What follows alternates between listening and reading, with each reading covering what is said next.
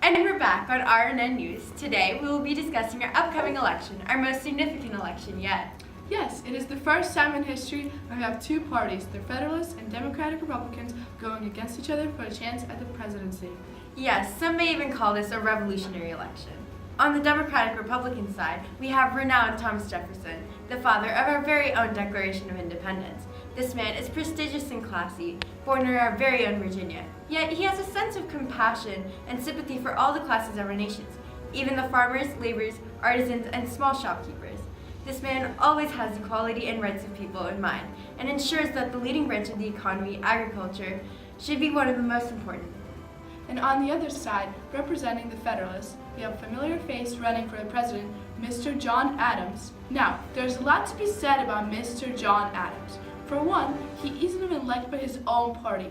Recently, Hamilton, Federalist himself, published in a private newspaper, which we eventually got hold of, words that attack John Adams. I mean, if his own party doesn't support him and conspires against him, how does Adams even expect to run for another term and win the favor of the Jeffersonians? Yes, and even more than that, who isn't tired of John Adams and honestly fearful of a second term of his presidency? For one, John Adams is an incredibly arrogant man and such a stubborn president. During his days in office, he didn't appeal to the masses, and he didn't even have a desire to seem likable to his citizens. Is that the personality trait someone wants in a president? I don't know about you, Kseniia, but I don't want our country to be run by someone who's so easily dislikable. More than that, during John Adams' term as a president, our country was nearly falling apart. The most despicable thing he did was to actually allow and enforce the Alien and Sedition Acts, the most despised laws among our country that violated the document we treasured the most, the Constitution. These acts clearly violated our First Amendment right to free speech and free press. But Mr. John Adams allowed it to be enforced anyway. What kind of president was he? He didn't even care for the treasured rights that are guaranteed to us. He's clearly leading us in the path of the great dictatorship again. Voting for him would be like asking for another King George III. Yes, Adams was clearly corrupt for power during his time in office.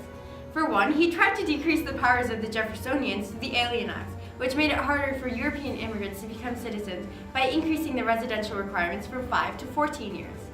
Clearly, he was trying to reduce the number of voters and support on the Jeffersonian side, to increase the power of the Federalists. Do you really want this corrupt man to be your president again? Even more, in the Sedition Acts, his thirst for power can clearly be seen as he restricted us, the citizens, to say anything wrong about him that could affect his power. He literally threw a poor citizen in jail for speaking about Adams' rotundity. If he was really so insecure about being fat, he should just lose a few pounds instead of acting out on poor men.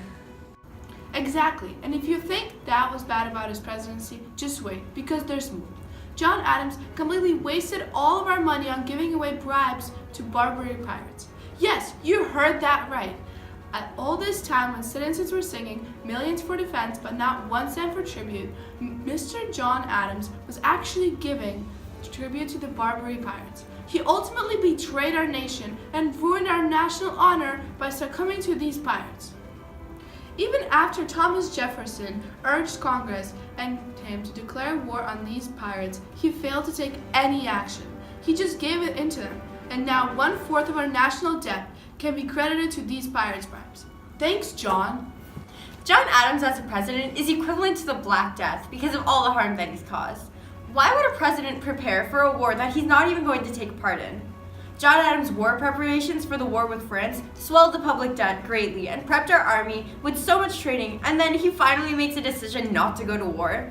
And even worse, because of all this preparation, he was forced to enforce hated taxes on us citizens for no reason. This is insanity. We need a decisive president who makes sensible decisions for the country. That's right, Neeraja. Why swell up our national debt for no reason? He has already wasted it with all the bribes he seemed to be supporting. Now, is a considerable president really going to agonize the nation for no reason? John Adams is a lethargic man with no interest in advancing his country. We don't need a president to ruin an innocent and fresh nation. And do you remember how he defended the murderous Redcoats after the Boston Massacre? He betrayed our fellow countrymen for British. He's an Anglophile by nature. Have you seen his economic policies? Is this really a man you want to be in control of our country for the next 4 years? A Britain lover and a traitor? That was exactly what I was thinking, Neeraja. Mr. Adams cannot be trusted to lead this country for 4 more years. If he gets elected again, it is the only matter of time before he sells our country out to the British. Remember this before voting on this election day. Anyways, that's all we have for this segment. I hope you all are able to get an understanding for who these candidates are and have a clear position on who you should vote for.